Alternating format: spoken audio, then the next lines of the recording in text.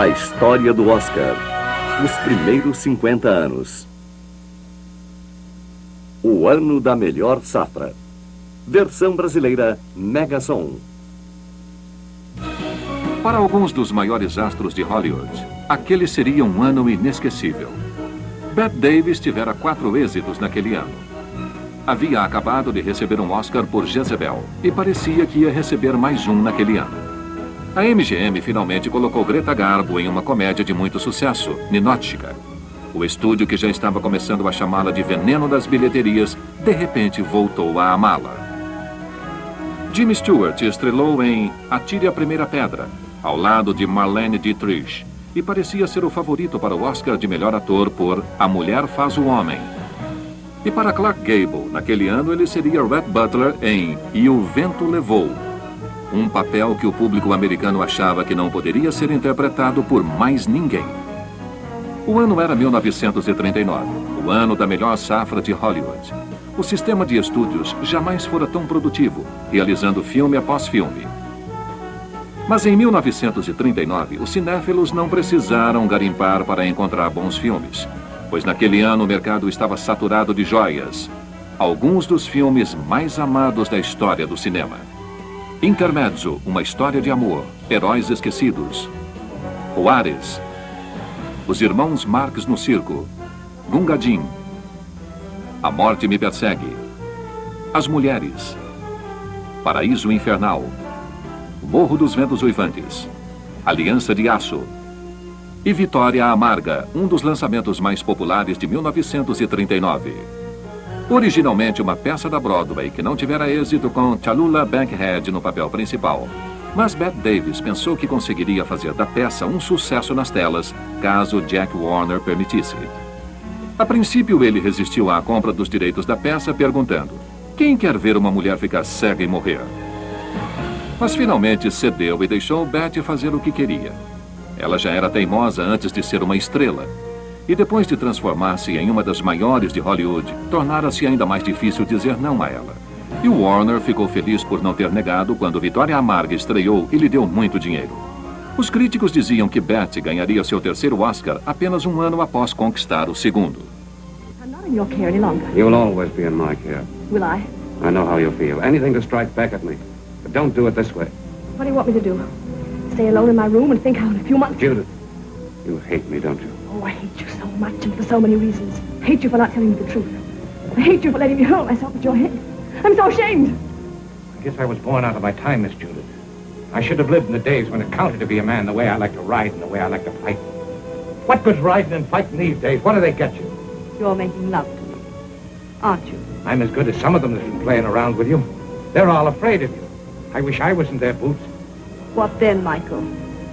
The things I've wanted to say to you ever since I first laid eyes on you belong to me and no one else. Vitória Amarga também tinha em seu elenco Humphrey Bogart, como um irlandês encarregado de cavalariças, e o jovem Ronald Reagan. Anos depois, Bette Davis disse que jamais sonharia que um dia ele seria presidente dos Estados Unidos. Em Meu Reino por um Amor, Bette Davis usou um figurino sofisticado ao lado dos astros Errol Flynn e Olivia de Havilland.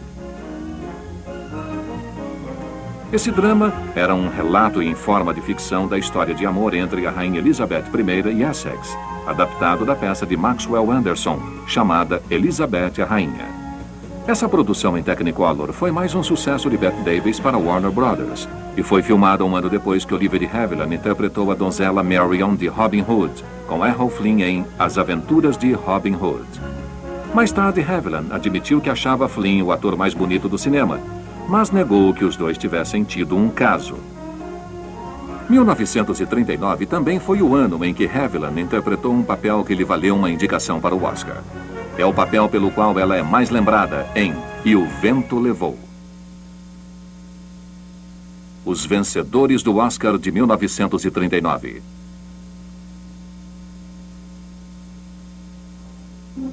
Adeus, Mr. Chips, com Robert Donat em seu papel vencedor do Oscar. O tímido professor que só sai de seu casulo por Greer Garson. Esse ídolo inglês das matinês havia feito seu primeiro filme para a MGM apenas um ano antes, A Cidadela, dirigido por King Vidor.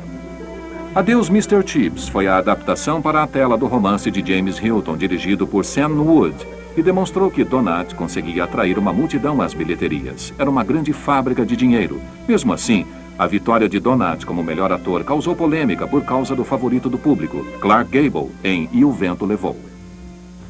For the best performance by an actor, Robert Donat in Goodbye, Mr. Chips.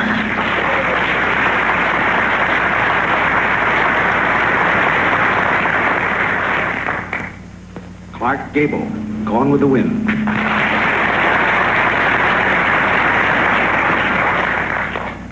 Laurence Olivier in Wuthering Heights. Mickey Rooney in Babes in Arms. And James Stewart in Mr. Smith Goes to Washington.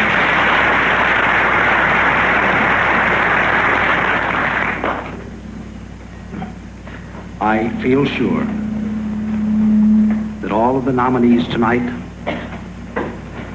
and all of the Academy Award winners of past years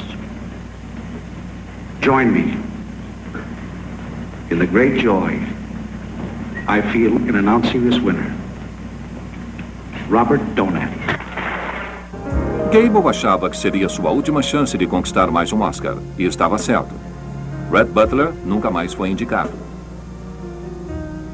Enquanto isso, Duas Vidas, do diretor Leo McCarey, foi protagonizado por Irene Dunne e Charles Boyer, que interpretavam o casal que encontrou o amor a bordo de um navio, mas descobrem que as circunstâncias interferem quando tenta continuar o relacionamento em terra firme. Dunne era uma atriz da Broadway bem-sucedida que estrelara o vencedor de melhor filme de 1931, Cimarron. Seu desempenho em Duas Vidas lhe valeu uma indicação para o Oscar. Ela não ganhou o Oscar, mas desfrutou de uma longa carreira fazendo filmes durante mais 13 anos.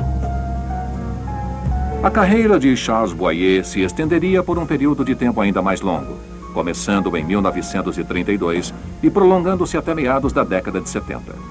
Durante sua carreira, ele protagonizaria alguns filmes dignos de nota, inclusive o clássico de 1944, A Meia Luz, e A Volta ao Mundo em 80 Dias, de 1956. Recebeu várias indicações da Academia durante a carreira, mas o único que recebeu foi um Oscar honorário em 1942. Boyer também foi o homem que tornou Joan Crawford uma mulher muito feliz 3 anos depois, quando leu seu nome como melhor atriz de 1945, enquanto ela estava em casa ouvindo pelo rádio. Mas Boyer não recebeu nenhum tipo de reconhecimento da Academia em 1939, o ano em que Duas Vidas conquistou uma indicação para melhor filme, juntamente com 3 outras indicações. I hope you're not angry. Oh, no. But when you have as many youngsters on your hands as I have, you have a problem. Oh, I don't know. I like them. I do too, but they don't like me. They call me Pickle Puss. At heart, they're just little savages. But music, you know, has charms to soothe the savage breast. And if it has such an influence, and if you can do so much in a few days, I'm thinking... I wonder if you're thinking the same thing I am. Music has charms, and I like children, and children like me, and I'll be getting out of here pretty soon. When I do, I'll be needing a job badly. It will be only an experiment, you understand? Yes, I know. We can't pay a high... Oh, I know. Huh. Just so you'll pay me enough that I don't go around calling you Pickle Puss. Os estúdios da RKO resolveram naquele ano fazer um remake do clássico de 1923, O Corcunda de Notre Dame, que fora estrelado pelo legendário Lon Chaney. O remake teve o ator inglês Charles Laughton no papel de Quasimodo, o deformado tocador de sino que se apaixona pela dançarina Esmeralda, interpretada pela atriz inglesa Maureen O'Hara em sua estreia na América. Os críticos elogiaram o diretor William Dieterle por aperfeiçoar o original, e o filme recebeu 2 indicações da Academia, por melhor gravação de som e melhor música. Este foi mais um grande sucesso cinematográfico para Laughton. que recebera o Oscar de melhor ator em 1933 pelo papel principal em Os Amores de Henrique VIII. Ele também interpretou o Capitão Bligh, ao lado de Clark Gable em O Grande Motim, e era então uma figura internacionalmente conhecida. I will inform you the conditions upon which I will accept your support. I'm sorry, I've gone.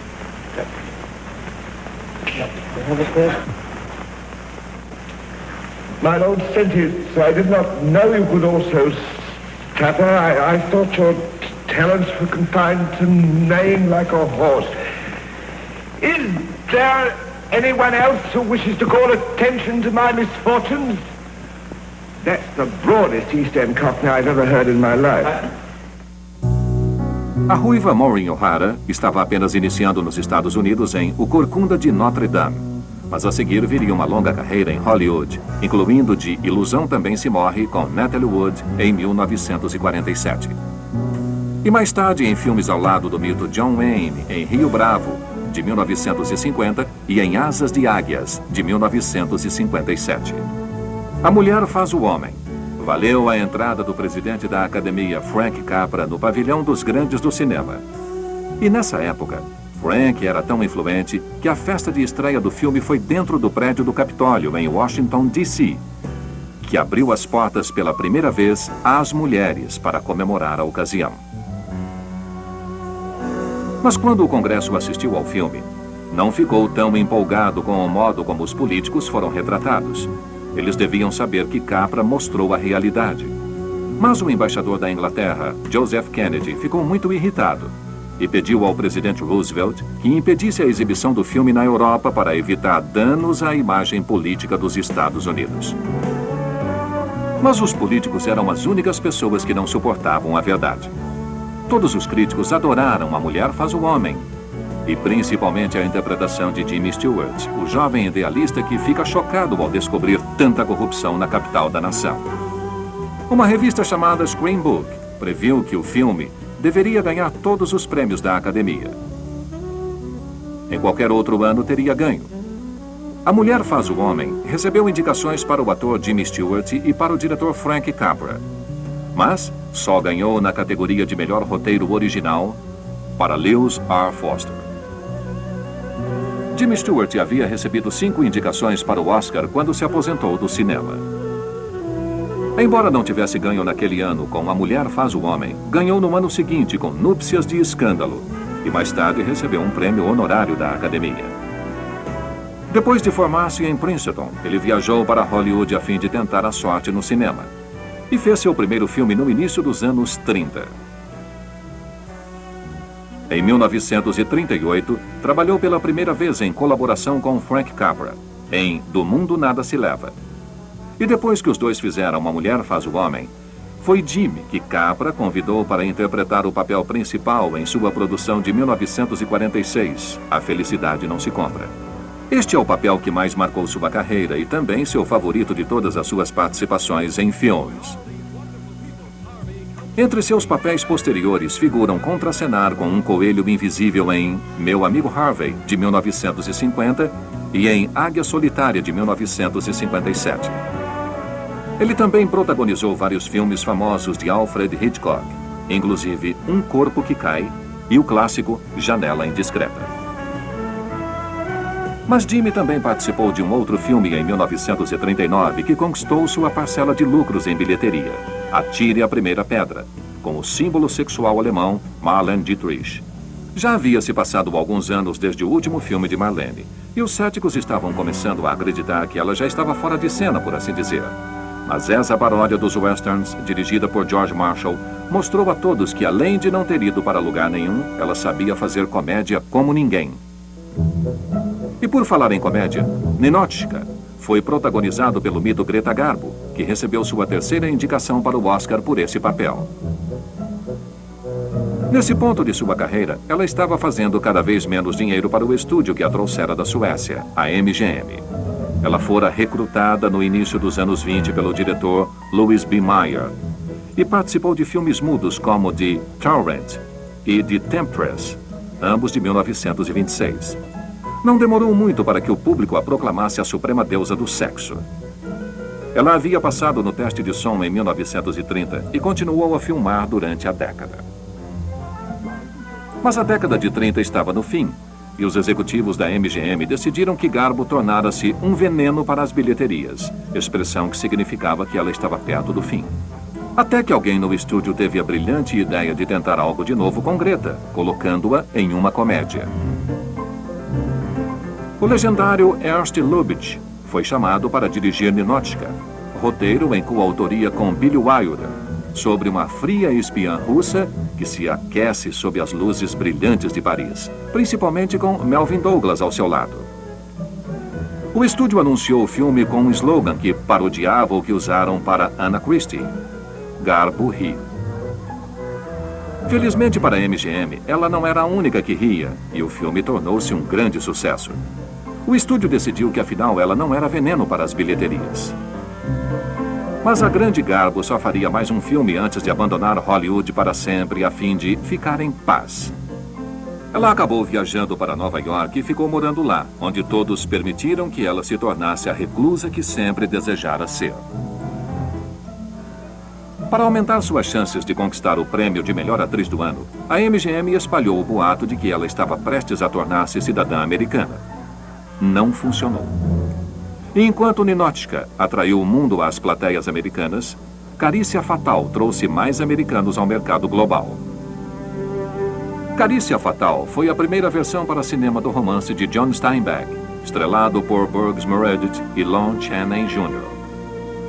Chaney, filho do legendário Homem de Mil Rostos do cinema, recebeu as melhores críticas de sua carreira por interpretar o retardado Lenny ao lado do George de Meredith, o trabalhador migrante que sente-se na obrigação de cuidar de seu amigo débil mental. Mas os dois não estavam prontos para o tipo de problemas que logo surgiram em suas vidas. Da mesma forma que Vinhas da Ira, no ano seguinte, o romance de Steinbeck foi bem traduzido para a tela em 1939 e conquistou 4 indicações para o Oscar.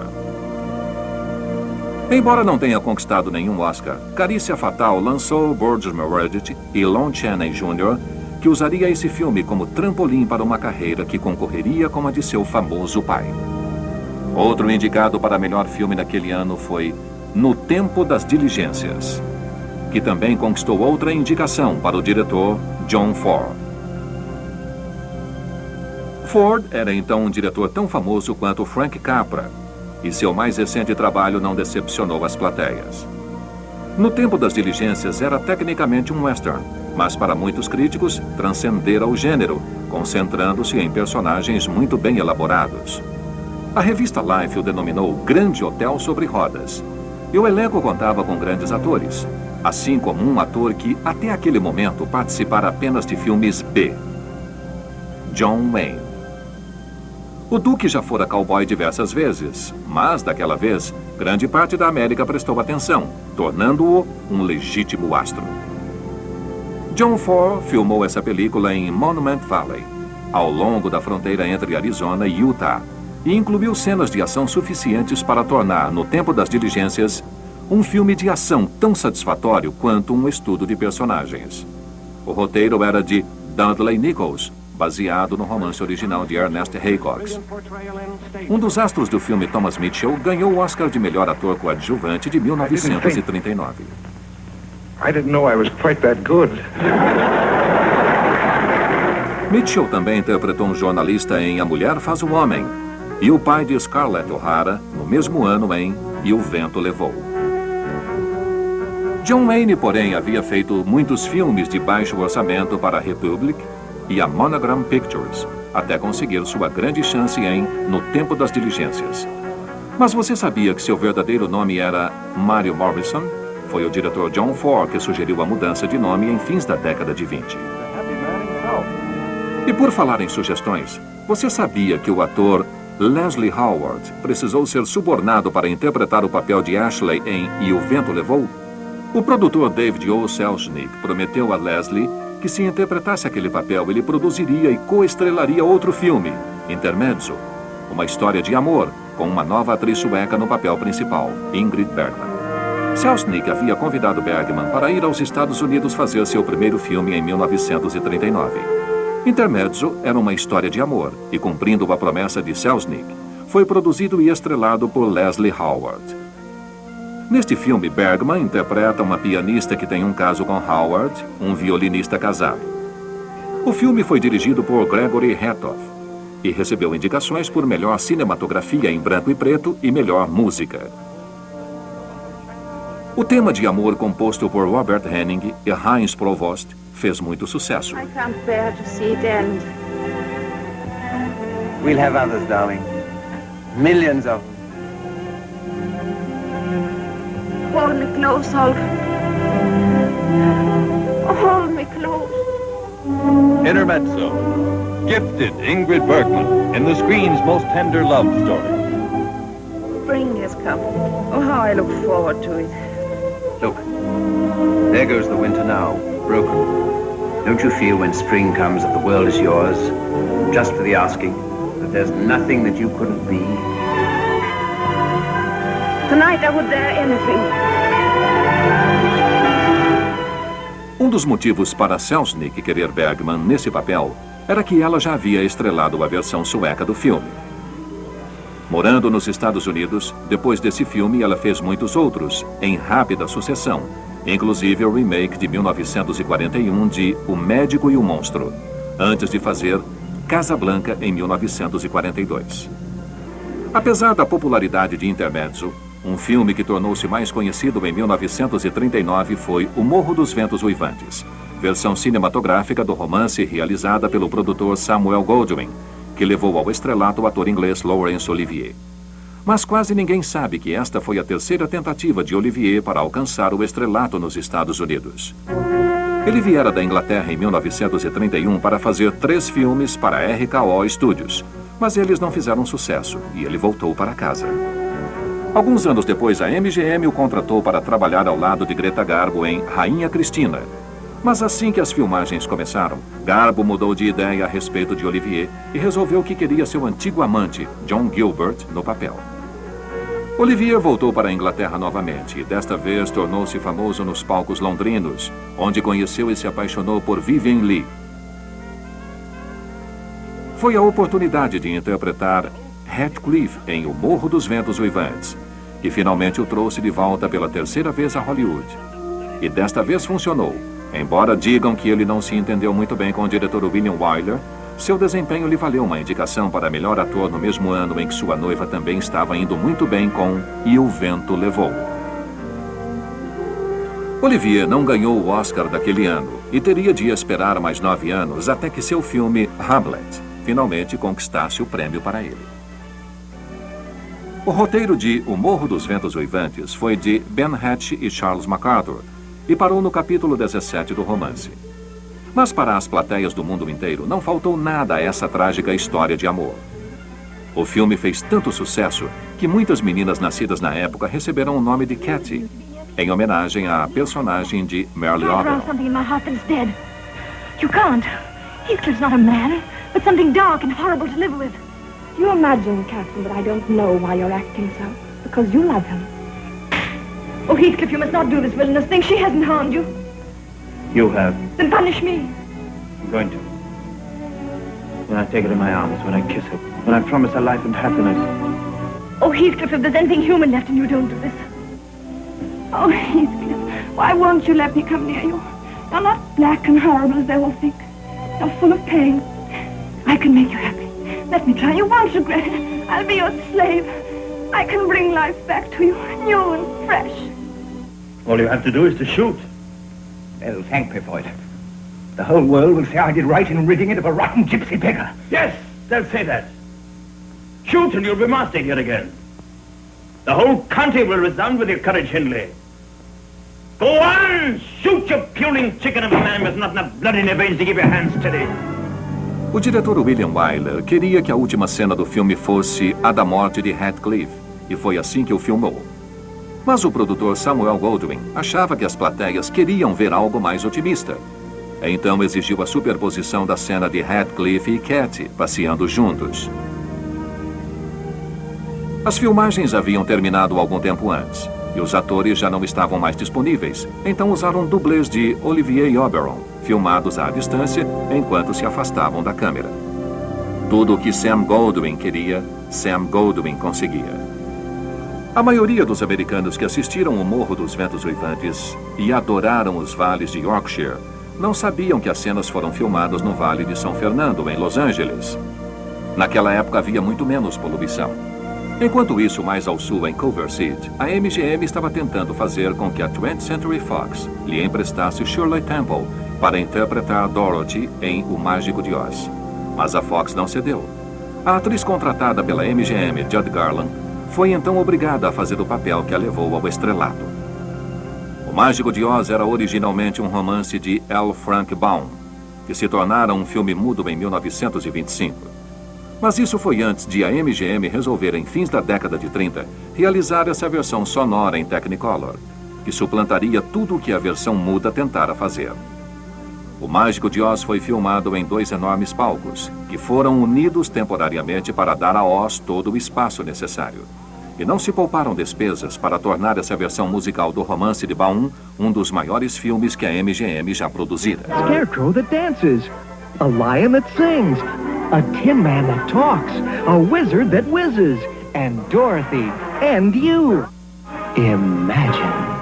A produção propriamente dita foi um pesadelo para o diretor Victor Fleming, principalmente quando a bruxa má, interpretada por Margaret Hamilton, quase sofreu graves ferimentos. A cena era no início do filme, quando a bruxa desaparece em uma nuvem de fumaça vermelha seguida pela erupção de chamas. Para obter o efeito, Hamilton subiu em uma plataforma que entrava rapidamente no chão quando a cortina de fumaça era acionada. Nesse dia, o elenco e a equipe haviam acabado de voltar do almoço e estavam se sentindo meio sonolentos. Estavam filmando a segunda tomada da sequência, mas desta vez a plataforma não afundou no chão com uma rapidez suficiente. E a fumaça e a chama surgiram quando Hamilton ainda estava no local. Ela gritou mais alto do que a bruxa má deveria gritar, e vários assistentes de maquiagem se apressaram em retirar de seu rosto a maquiagem verde, que continha cobre. Ela acabou se queimando, mas teria sido muito pior se a maquiagem de cobre não tivesse saído no momento certo. Outra produção pesadelo foi Os Munchkins, que consistiam em todos os anões que o estúdio conseguisse recrutar no mundo inteiro. Viajaram e se hospedaram no Hotel Culver, na rua da MGM, onde, segundo a lenda, eles pintaram o set, bebendo e farreando até amanhecer. Mais tarde, Judy Garland disse que um deles beliscou seu traseiro e que um outro a convidou para sair. Ela disse que não poderia porque a mãe não deixaria. Quando o anão disse que a mãe poderia ir também, Judy não sabia o que dizer. Aos 16 anos, Judy Garland era uma das atrizes contratadas da MGM antes de O Mágico de Oz, mas tornara-se uma das maiores atrações do estúdio. E mais tarde ela se cansaria de ser sempre lembrada por um papel que fizera tão no início da carreira. A bebida e as drogas tornaram-se sua maneira de lidar com o tipo de sucesso que ela pensava sempre haver desejado. E as pessoas nunca paravam de lhe pedir que cantasse Over the Rainbow, até o fim de sua vida em 1969. Antes que tudo terminasse para Garland, ela disse a um repórter durante uma bebedeira que tinha arco-íris saindo do meu... Bem, você deve ter entendido. Gostando ou não, na época do Oscar de 1939, O Mágico de Oz ganhou o prêmio de melhor música com Over the Rainbow e de melhor trilha original. Judy Garland ganhou um prêmio juvenil especial. Mas apesar do sucesso junto aos críticos, O Mágico de Oz foi, na verdade, uma decepção em bilheteria em seu lançamento. O filme demorou para retornar seus custos de produção. Porém, é mais conhecido por sua apresentação anual em redes de televisão, uma tradição que deu nova vida a esse filme a partir de 1950. Book about it. Like wildfire in the wheat field, the fabulous tale of the Wizard of Oz spread from town to city, to nation, to the entire world. Although the Wizard of Oz has captivated the children of 4 generations and fired the imaginations of those youthful adults who have never grown old, although 10 million copies of the book have reached eager hands and eager hearts, no one has dared the towering task of giving life and reality to the land of Oz and its people.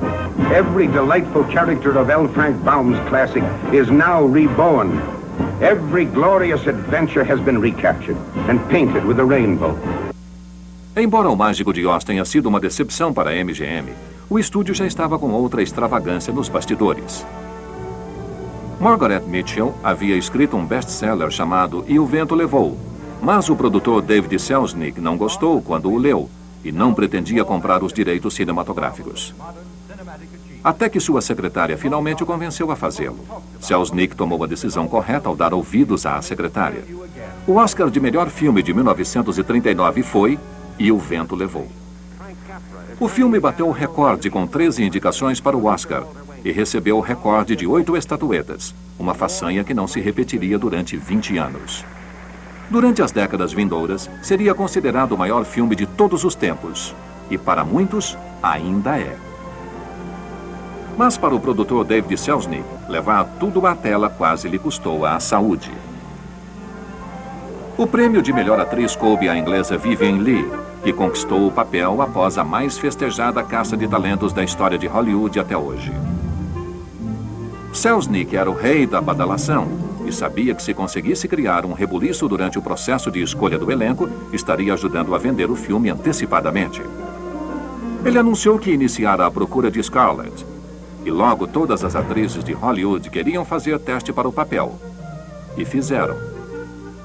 Bette Davis foi uma das concorrentes favoritas, e muitos achavam que sua interpretação de solista no ano anterior em Jezebel era o teste supremo para Scarlett.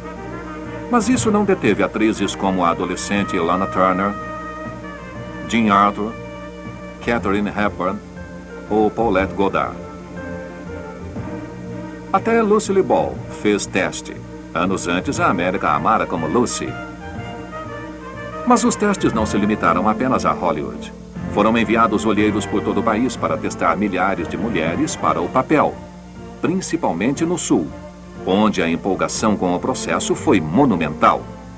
Uma moça esperançosa de Charleston, Carolina do Sul, Alicia Red, não ficou com o papel, mas foi escalada para o elenco do filme como irmã de Ashley, India Wilkes. Por fim, parecia que o papel ficaria com a então esposa de Charles Chaplin, a atriz Paulette Goddard.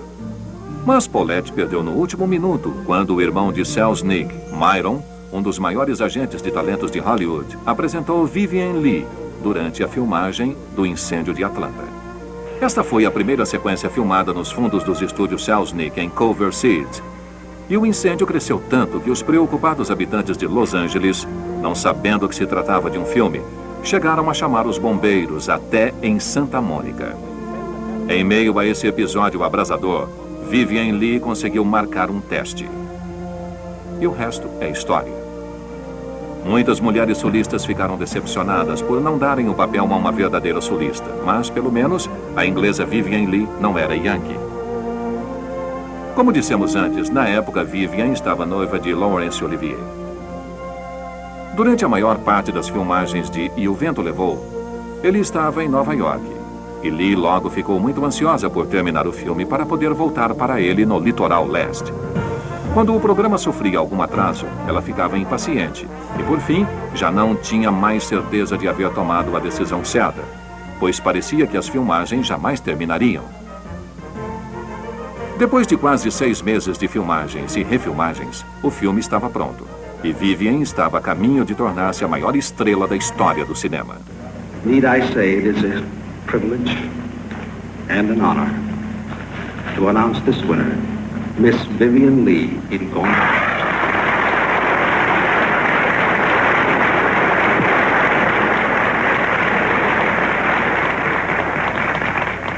Ladies and gentlemen, please forgive me if my words are inadequate in thanking you for your very great kindness.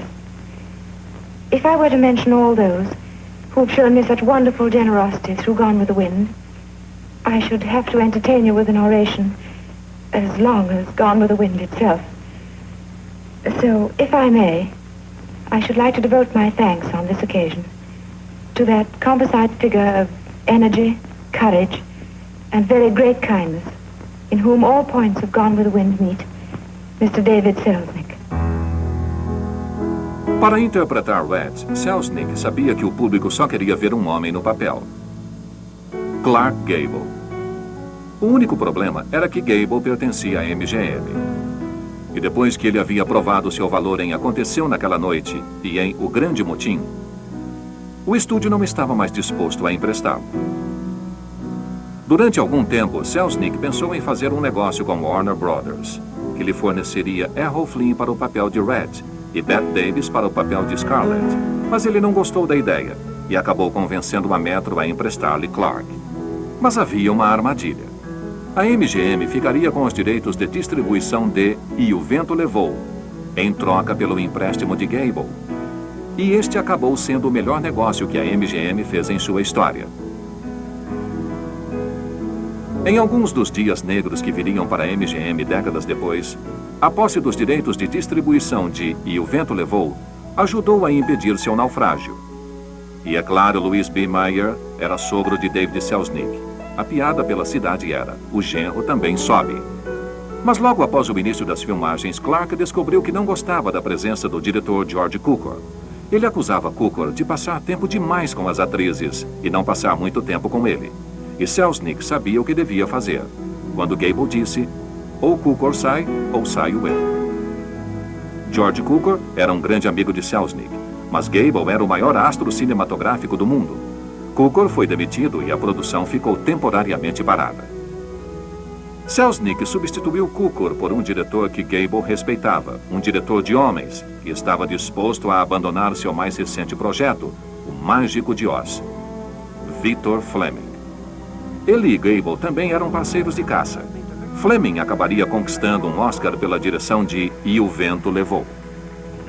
I cannot accept this without paying tribute to those really responsible for much of the picture's success. The crew behind the camera, to whom I am deeply grateful. Thanks. Mas a produção descomunal acabou tornando-se demais até para ele mesmo, depois de certo tempo. Ele sofreu um colapso nervoso no meio das filmagens, o que lhe exigiu um afastamento de algumas semanas para descansar.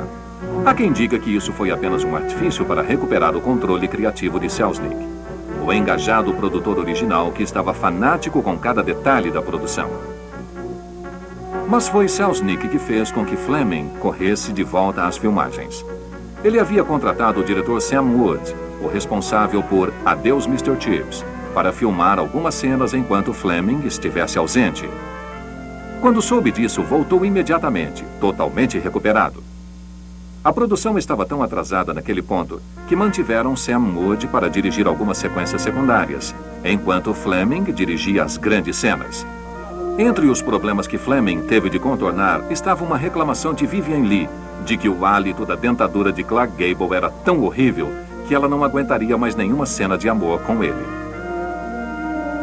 A melhor atriz coadjuvante do ano, Hattie McDaniel, não era apenas a primeira atriz negra a ganhar um Oscar, mas também a primeira negra a comparecer à cerimônia sem ser criada de alguma atriz. Ela derrotou a coadjuvante Olivia de Havilland, que também concorria ao prêmio. That I present the Academy Award for the best performance of an actress in supporting role during 1939 to Hattie McDaniel.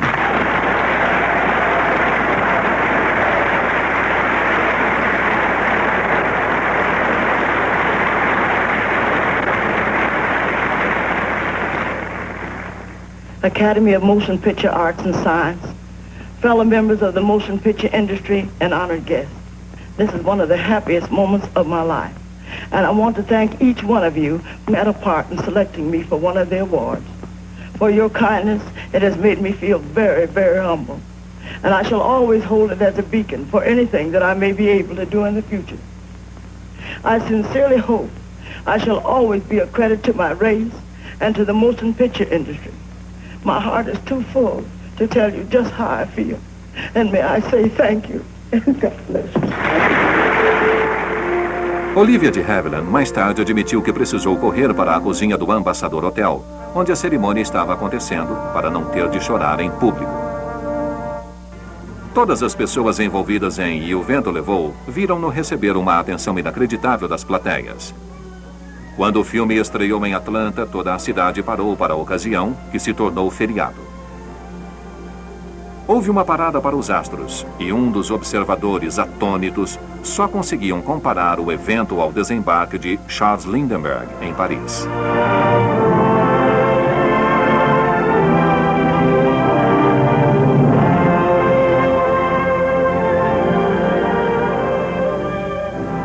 Gone with the Wind has captured the imagination and acclaim of the entire world. The screen has never known a love story to compare with this, when Rhett Butler meets Scarlett O'Hara. I love you more than I've ever loved any woman. And I've waited longer for you than I've ever waited for any woman. Let me alone. Kiss me once. Can't we ever forget that day at 12 Oaks? Do you think I could ever forget it? Have you forgotten it? Can you honestly say you don't love me? No, I don't love you. It's a lie. Well, even if it is a lie, do you think I'd go off and leave Melanie and the baby? I'm not cornered. And you'll never corner me, Rhett Butler, or frighten me. You've lived in dirt so long you can't understand anything else. And you're jealous of something you can't understand. Good night. It's not that easy, Scarlett.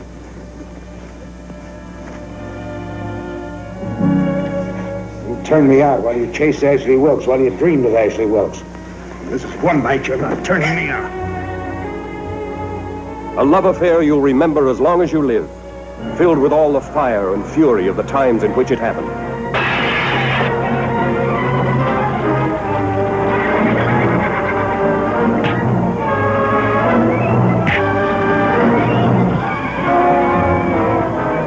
Gone with the Wind. First picture to win 10 Academy Awards. The most honored, the most talked about motion picture in all film history.